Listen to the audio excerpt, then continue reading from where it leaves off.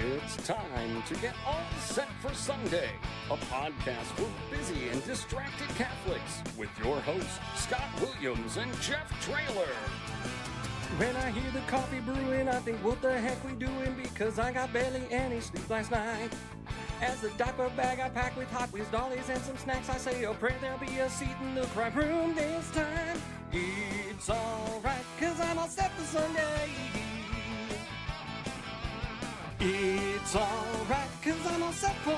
It's alright, cause I'm all set for. It's alright, cause I'm all set for Sunday. Welcome to All Set for Sunday, a podcast for busy and distracted Catholics to be a little more prepared for Sunday Mass. My name is Scott Williams. My co-host is Jeff Traylor. Hey, Jeff. Hey, Scott. You came in real soft and gentle. There, it was great. Yeah. Like that, there's an like SNL. That's exactly what I was Pete thinking Sweaty, about. is that who you're thinking of? Yeah. I Sorry. was going for the Fraser Crane mentality. Oh, I like it. Yeah. I'm listening. Yes. Father Andy Seiberg. How are you? I'm good. I'm listening. I'm listening. I can't believe that show was on as long as it was. It wasn't that good. It's back. Yeah. They I don't know if it's still back on, but like, it was like, there was that, we went through a stretch here recently where they just like brought back old shows. Yeah. With like the same cast. And we're like, hey, what would happen if we checked in on them 20 years later? Yeah. Yeah. Like MASH was on for like 15 years. Not a great show. You're high. Are you kidding? MASH, Frasier. MASH- These are like all-time great MASH shows. is one of You're my like, favorite shows it's of not all very time. Good. No, Frasier. Are you kidding? I'm not saying I watched. That's like saying like Andy Griffith was. Okay. Father, you remember I mean, right before this when Scott and I were friends? The theme song to MASH was just like my It is, cue like, very- to move like- to the next. Like, next folks, you just digitally are watching a friendship just shatter to pieces right in front of you. MASH is still, if I'm in, like, it only happens now, like, if I'm in a hotel and having to scroll through the cable. No, because, like, See how boring that is? no, it's the best. If I'm scrolling through and I find MASH, it's an automatic stopper. Like, I'm automatically stopping and watching at least till the commercial break. Wow. For me, Yes. it's Andy Griffith. Oh, yeah. Now that's a banger. Yeah. And Frasier's hilarious. You ever been to Mount Airy, North Carolina? Griffith? Frasier, don't get me wrong. I didn't think it was. I mean, it's no like Seinfeld. It's just different. Yeah, I mean, At one point, you're just naming, NBC like, the had. best show. Like, At one point, NBC had Frasier, Seinfeld, and Friends, And The Amazing Race. like at the same time, which is crazy. Amazing Race is ABC. Oh, sorry. It's just on the TV. God. I don't, Like we're broadcasting with a Geico caveman here. oh, 29th right. Sunday of overtime, eh? this is overtime. Overtime, yeah. You just of said overtime. 29th Sunday of overtime. Man, it's a long game. might be able to engage with the church a little bit more here if we just start using Sports Watch the church. Yeah, if we end up on 27 overtimes, we'll get somebody to turn from, Yeah. from We'll turn it the, on, the yeah. game to All Set for Somebody Sunday. finish this game off. Turn off MASH and turn on the podcast. Yeah. A little callback there. All right. 2 minute drill. Which 2 is minute which drill. is a sports thing. That's another sports thing. another The yeah. 2 minute offense. Let's see how many sports things we can say during this show. Sports. And 29th Sunday in ordinary time. Let's kick off here That's good. our 2 minute drill. So our first reading comes from Exodus chapter 17. So the Amalekites are attacking Israel, a real battle in the trenches, and it turns into a team effort. See what I did there? Yeah. Between Moses, Aaron, Hur, and Joshua. They huddled So- up. Yeah, they huddled up, got together. As long as Moses keeps his hands raised, Touchdown. yep, all right. Israel prevails. But when his arms get tired, things go south fast. So Aaron and Hur hold up his arms till the sunset, and Joshua wins the fight. Great little reminder that even heroes of our faith, teamwork, right? Teamwork Mhm. makes the dream work, Yeah. right? That's the key. Feels a little bit like superstition, but Well, yeah. Oh, like he didn't have on his right T-shirt, so he had to go change real right. Like fast. they were just doing better because he had his hands up. I got questions about that. That's Yeah. fair. If you can file that away. Our responsorial psalm is our help is from the Lord who made heaven and earth. We're going to need some help, I think, this podcast based on how it's starting. But our help is from the Lord who made heaven and earth. Meh. It's I was trying to think of a It's not sports a reference. banger, I right? was trying to think of a sports reference there. What's your but- face saying? Everything in the scriptures is a banger. Well, that's not true. We have qualifications for Yes. bangers. Anyway, There's banger and there's also when my- it should be noted that when priests come here and they always see this book on sitting there and they're always like, but most of them bring their own and they're like, who's this for? I always tell them it's for Father Andy when he shows up. Do you actually say that? yeah. But you know Anyway. you know how to use it, which That's is great. That's hilarious. That's true. actually. Our second reading then comes from 2 Timothy. So Paul gives Timothy a pep talk, straight from the heart, a little pregame speech. Talks about like he's talking about the ground game. Really got to attack on the ground. You got to stay grounded in Scripture, and that it's God's breath, and that's what equips you. Really puts the equipment on, and for every good work. And then he charges Timothy to preach the word, whether it's convenient or not, and to be ready to correct, encourage, teach with patience. You got to be a real good coach, well-rounded coach. Yeah, take it to the film room. Yes. Yeah, you got to go back, watch it. Yeah, go back to the film, watch the All-22. Yeah. Really look at what's going on. Basically, he's like, don't drift, don't slack off, don't stop staring the truth, right? You got to persevere, really keep your feet moving. Low man wins right through the goal line. Even when people's ears are itching for easier messages, you got to, it's easy to look at throwing that Hail Mary, but sometimes you just got to run between the tackles. Our gospel reading comes from, I'll just read this one actual. We'll see if there's any sports references in there. Our gospel reading comes from Luke chapter 18, 1-8. Jesus told his disciples a parable about the necessity for them to pray always without becoming weary. He said, there was a judge in a certain town who neither feared God nor respected any human being. And a widow in that town used to come to him and say, render a just decision for me against my adversary. For a long time, the judge was unwilling.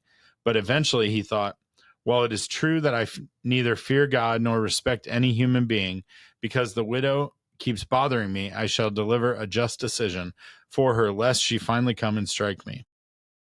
The Lord said, pay attention to what the dishonest judge says. Will not God then secure the rights of his chosen ones who call him out day and night? Will he be slow to answer them? I tell you, he will see to it that justice is done for them speedily.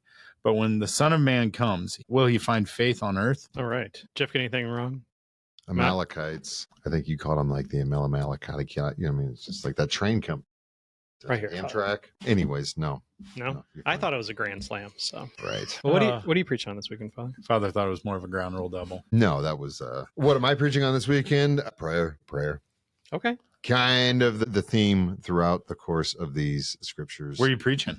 I'm at the seminary. Wonderful. So it's a good thing for the seminarians to hear about. Yeah. First reading is about the importance of prayer. Our help is the name of the Lord who made heaven and earth.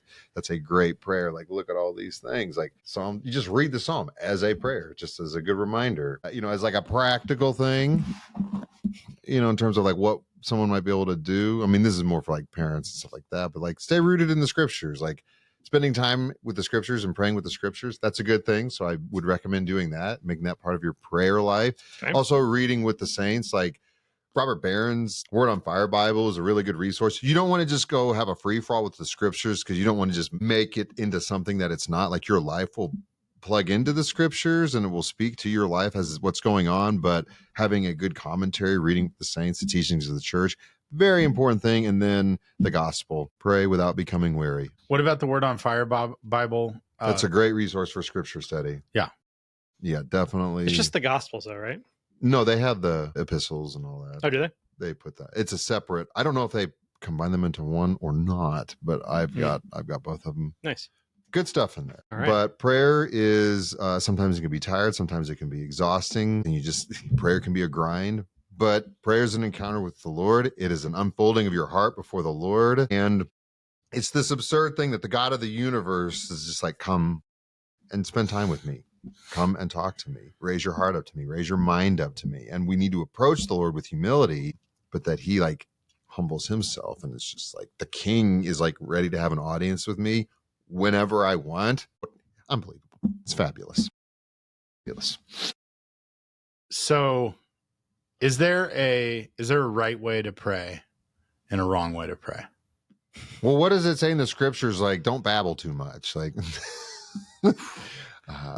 so felt pointed. Yeah. You don't want to just, no, I'm not getting into this. I'm not getting this. I had a great sports metaphor for this. I'm not getting into that. No, but it was a banger of a metaphor. So about to knock it out of the park. Yeah, like going before the Lord is never a bad thing, right? That's not a bad thing. But there are spiritual masters out there. There are teachers and techniques and things like that.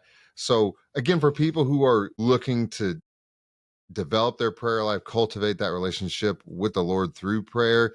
There are lots of resources out there, like I said, with the Word on Fire Bible. There's this great guy named Thomas DeBay, Father Thomas DeBay.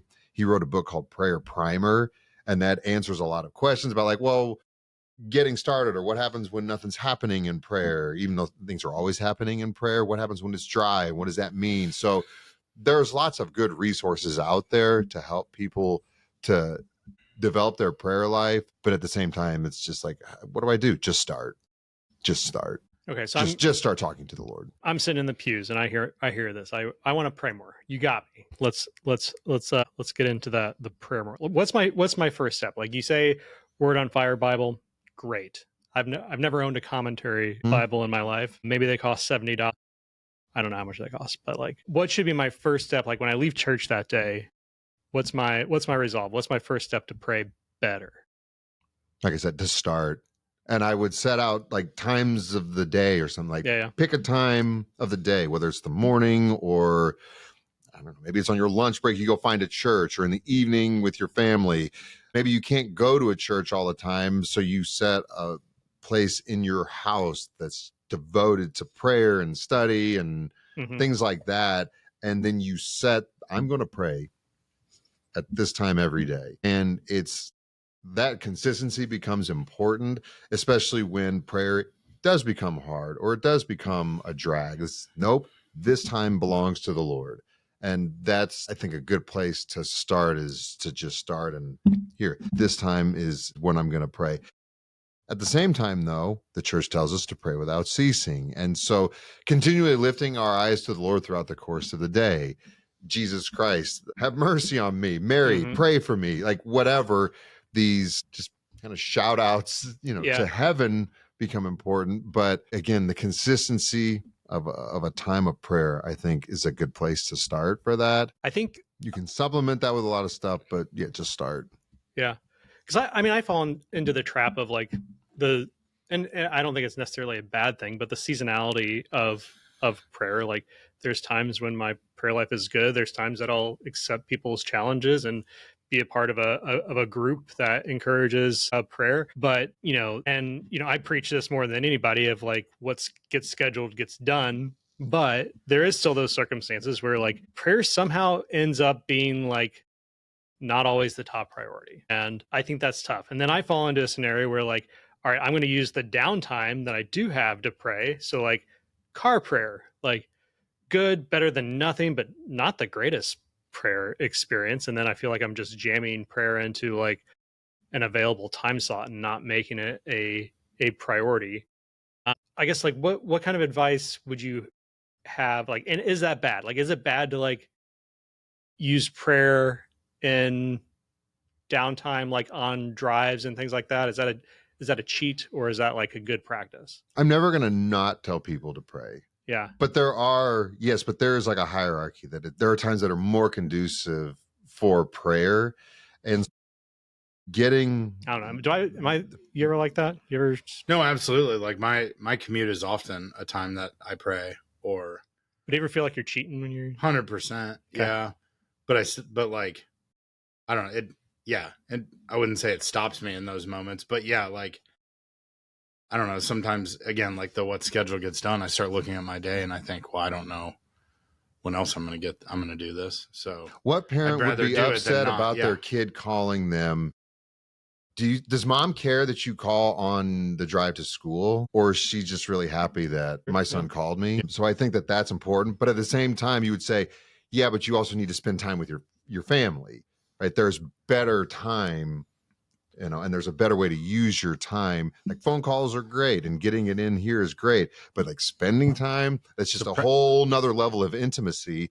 And also part of this too is to be on guard with, okay, I'm going to do this and this and this and this and this, and here's my prayer life.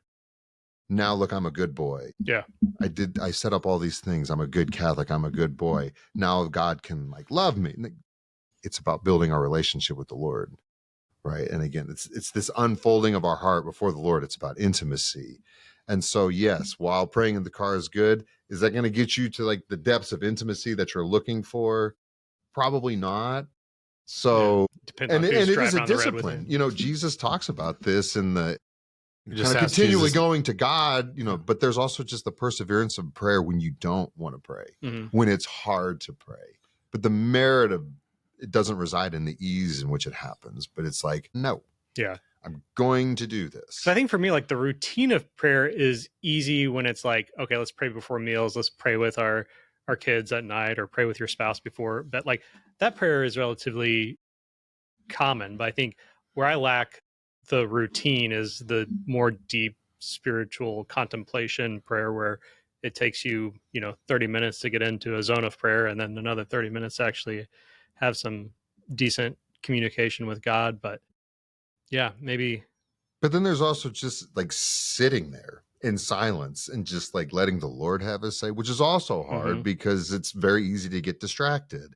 And, we pump our minds with 1,000 different things all at the same time. And so to like shut that off, it does get hard and it does get distracting. And so having a little bit of extended time, I think, can help calm your mind down a little bit. And again, none of this is always the easiest thing to do, but he's pray always without becoming weary.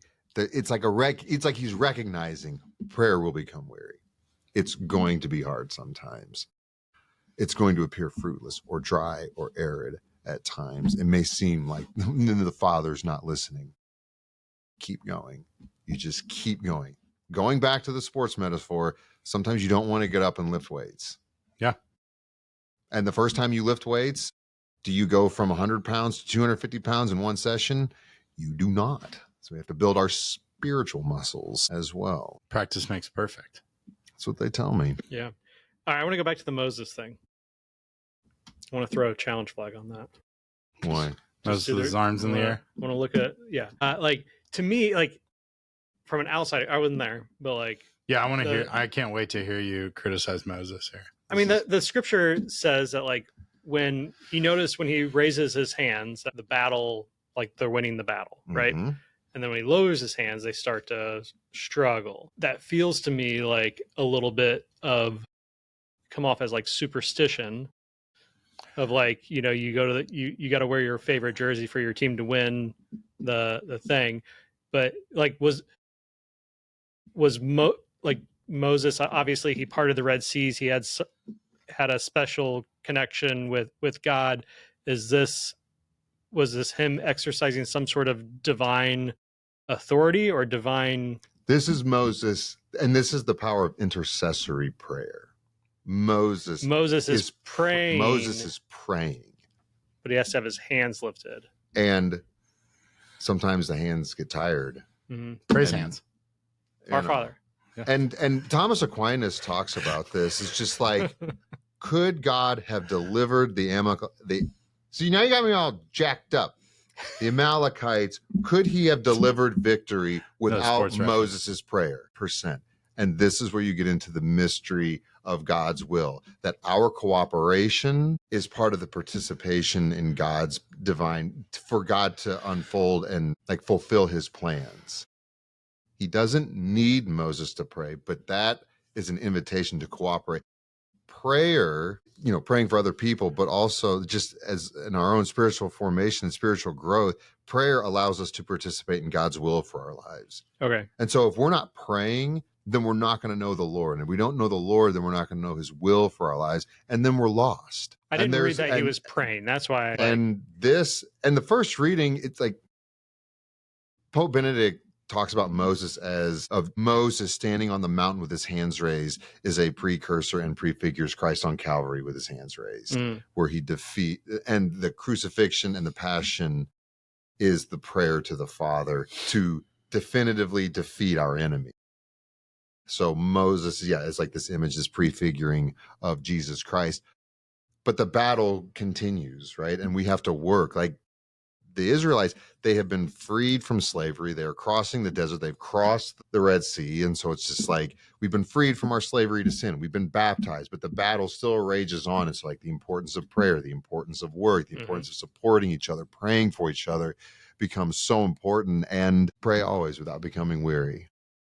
Do I really have to keep going back to this? I really have to keep asking the Lord for this. I'm getting so tired of this prayer.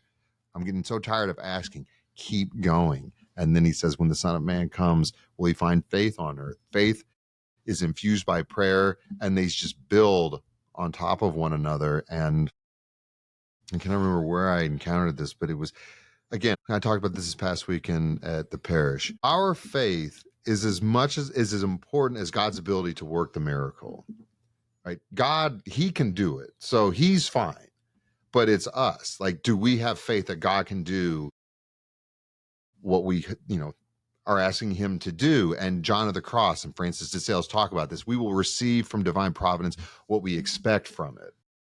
And so I don't know if God can take care of this. Then it's not going to be taken care of.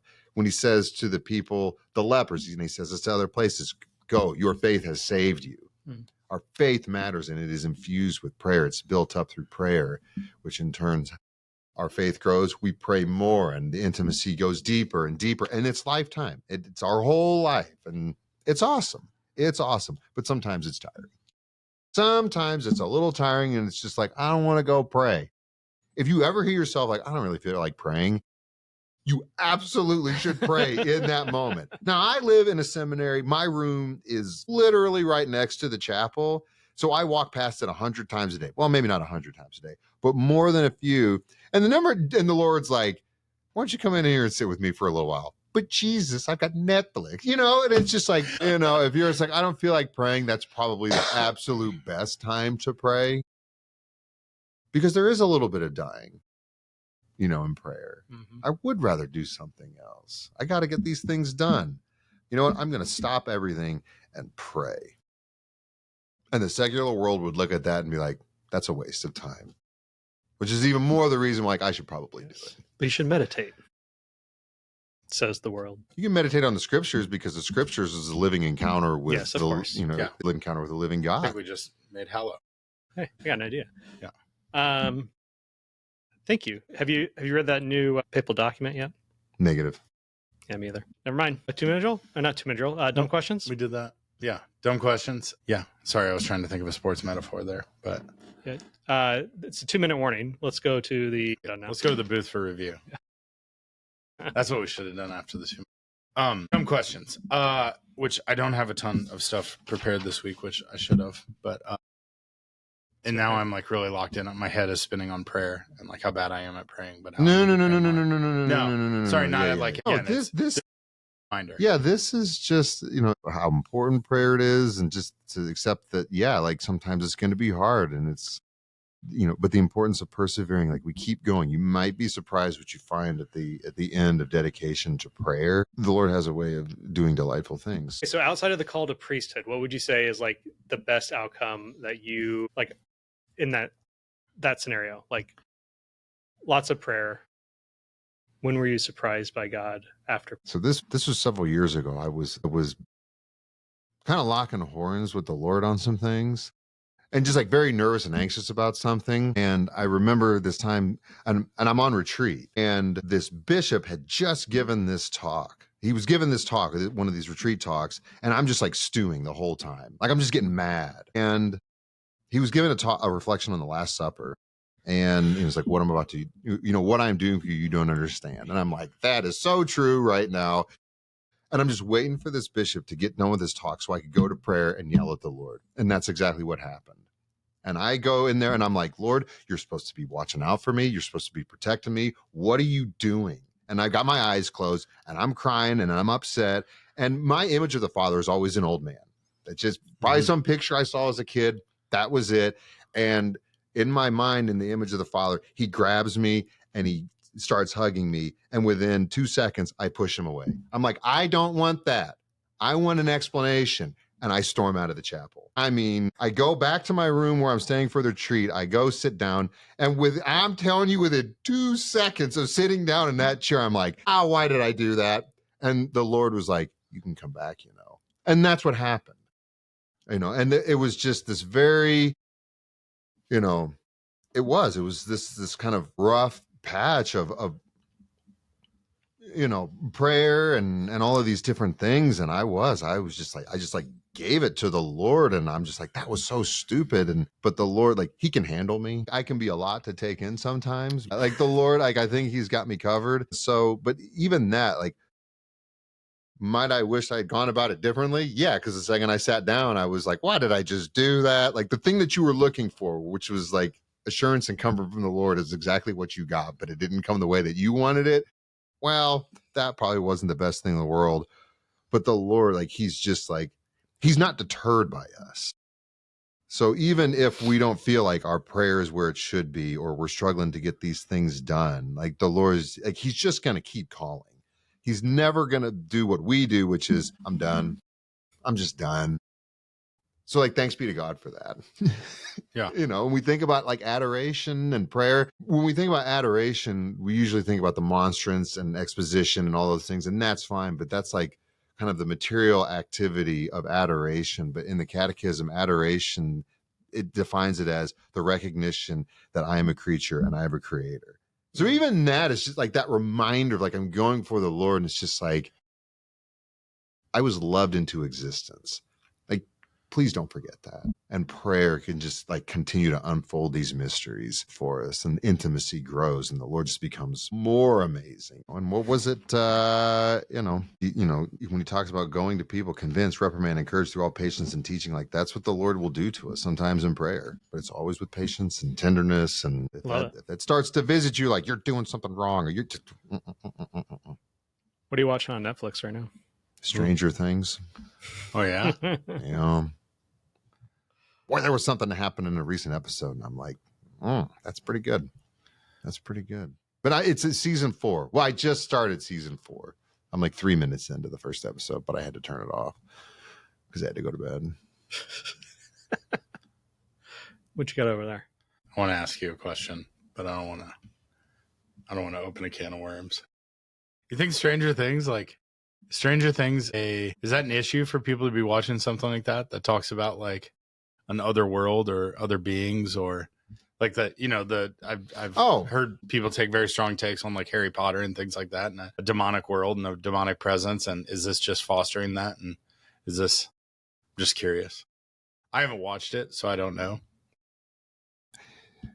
Yeah, I want to say, what was it? Sorry, I wasn't going to open that can of worms, but It's open. I'm just curious. Yeah. I remember who the church father was. He was talking about, he was like reading the pagans, and he was just like, you take the good and you leave the bad behind and stuff like that. And so, I mean, that's kind of the idea I take with things like Harry Potter, shows like this. And I'm not necessarily saying like I would show like a 7-year-old, like, because there's some scary things, and like there's some, like rats were exploding, and it's just like, so like there's like that aspect of it. But it's when you start to venture into, I am now going to let this thing lead me in the way I go about things. Now it becomes like a bad thing. But like nothing that comes from the outside of the person is what defiles a person. What comes from within, right? That's what the scriptures tell us. But if you're also not kind of like, I don't want to engage that, then don't. You don't have to. You have free will. But I watch it, and there's some things that you're just like, that's good. That, no, I'm not on board with that. I'm just going to leave that behind. All right. There are probably going to be people who violently disagree with that. I don't know. I was just curious. Like I said, I haven't watched it. All right. Separate dumb question. You're a young, hip college chaplain. I'm not a college chaplain. You're not ministering to a college campus? That's primarily Father McCarthy. Oh, okay. He's young. He's a young, hip college chaplain now. No, I was just wondering how that's been going. I know, like, I think the last time we had you on, you had just started your run as associate pastor for Father Tim. Well, we're not associate pastors, we're sacramental minister, or we provide sacramental. He's not your boss. Well, as a vicar of clergy. How's that feel? Fine. Yeah, because it means you're not the vicar of clergy. No, I think the stuff over at St. John's is going well. No, I just know, like, you. Yeah. In the time we've known you, you've obviously served in a role at Brute, in multiple roles at Brute, but then like every year it seems like you've got something else going on, right? Yeah, kind of helping in a out different there. Parish, or you're over here, you're an administrator here, and now this is a new thing, like being sacramental minister at St. John's, but also the college campus minister stuff and everything. I was just curious, like, I don't know. I think Yeah, I think it's cool and it going well. fits a little bit with what I mean. It fits with vocations. It I'm fits- probably there the least amount of the three of us, but each assignment always has kind of an interesting and joyful thing, you know, attached to it. So St. Martin's and St. Francis and Clare, I'm a Southsider, so I knew a lot of people down there. St. John's, you know, I've been there I don't know how many times when I was growing up in high school and college and things like that. So be able to to return to that. It's also just objectively a beautiful church, Yes, it you is. know. Yes, it And is. so, but yeah, I like going over there, and so it's yeah, it's going well. Good. I like it. Good. I like it. You know, it's the schedule can be kind of Oh, I'm sure. kind of balancing all of those things out with the three of us. But I think we're in a I pretty mean, the three of good. you all have All pretty those full Saturday schedules. vigils. Yeah, we're a pretty good routine. That's not there, so I'm not mad about that. But yeah, no, it's All right. it's coming along. My next dumb question. It's been a while since we've had you on, but we've been asking this of a lot of our priests as they've come on. At some point, we're going to hit somebody that we've already asked, but Yeah. I feel like it's been a big conversation. But we've been talking a lot about the musical instruments used in within the liturgy, You know, and like what are favorite. So I'm going to give you a list. I want to know your top three. What are your three favorites in order? And of the list, what are your two least favorites? So the list is like 10 instruments. but you have the list. I have the list. I'm going to read it off to you. Okay. I want to know, what are your top three? Answers have been all over the place. This has been a fascinating For sure. experiment. Yeah. But interested to hear your take on these things. I'm just saying there might be an instrument that is probably not on this list that is way up there for me. Okay. Can't But wait. I just want to hear the list. If it doesn't make your list, let's hear the list. Lute. No. All right. Pipe organ, piano, guitar, Heard of it? violin, flute, trumpet, harp, ukulele, tambourine, and a drum set. So give me my answers first, and then we'll go to the what didn't make the list. Or did it? Honorable mention. That's not Just because I would say it's kind of season dependent would be trumpet. okay. Boy, it's tough to beat a nice trumpet on, you know, Christmas or Easter Yeah. Sunday. Just Yeah. Agreed. That's why I blasting. made my list. Yeah. Right. So, Mhm. but I would not say like that's why I say honorable mention. That is not Okay. an every Sunday. Give an honorable mention. I love the violin. I love the violin. Is that a top for you? Number one? I don't know if it's number one. Well, let me get my three on there. Yeah. Okay. And then we'll rank them. All right. Organ. Pipe organ, Yeah, probably piano. piano. Okay. What are your least favorites on the list? Your two least The favorites. two least. I'm not wild about tambourines, with the exception of like Christ the King. Like the parish or No, That's like Sunday. the celebration. Like okay. basically Yeah. making a racket as the king is coming Got in. it. Like that's Okay. what they used to Got do. it. Yeah. Yeah, tambourine just doesn't. I just don't feel like it adds a lot Yeah. to like the overall like musical. There are no notes. It has no notes. You just shake it. Yeah. I'm thinking of a tambourine correctly, right? Yep. Yeah, but I think you get a beat with it too. You got to. Yeah, but I can do that They're on a just chair. working their hip. I with can that. I can hit the pew. I and feel do like a that. tambourine is there for the person who brings an energy, but they probably don't have the voice to be singing, and they don't have the skill set Yeah, to play I feel another like the instrument. tambourine. So they're there up like, yeah, just I just don't feel like it has enough of a game. It doesn't have enough shots in the bag to be taken out. We're onto the back. course. we're back. Yeah. All right. You know, All right. And what else? It's your first string instrument. He said violin. Oh, String instrument. Get it? unbelievable. And you go through the scriptures and like all of these instruments. Well, not a piano. They didn't have a piano, but like strings and pipes. Yeah. I mean, there ain't nothing to. What else was on there? Oh, ukulele. Yeah. Yeah. Not a ukulele fan at mass? Not a mass. You ever been to a ukulele mass? No. But again, like We'll tell you where to find one. like like a ukulele compared to a guitar, like the guitar is way more powerful. Like a ukulele, I think would just. You think an I think electric guitar? I think a ukulele gets Just drowned out. Shredding eagle's wings. Yeah, I think a ukulele gets drowned out, and it's too small, too subtle. It's not going to get you anything. Because you're looking for big, bold, like bring it. Yeah, Okay. which is what you get with Yeah. with an organ. So my What didn't make the list? my that's your- sleeper pick? Yeah, your sleeper. This Your late instrument round is so draft pick. awesome. It's the oboe. I do like a good oboe. The oboe is like a haunting instrument, and I don't know what it is, but the notes just like hang in the air, Yeah. and it's just awesome.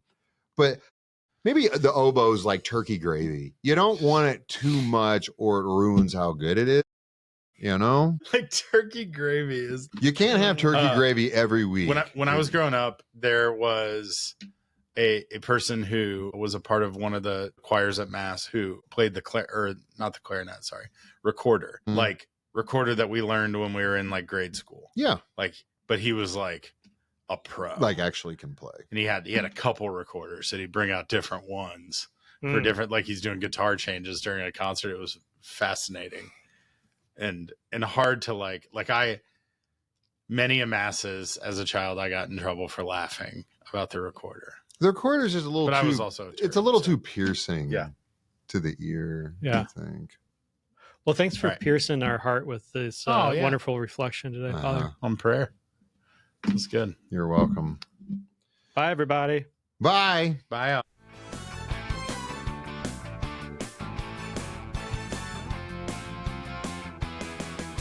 It's alright, cause I'm all set for.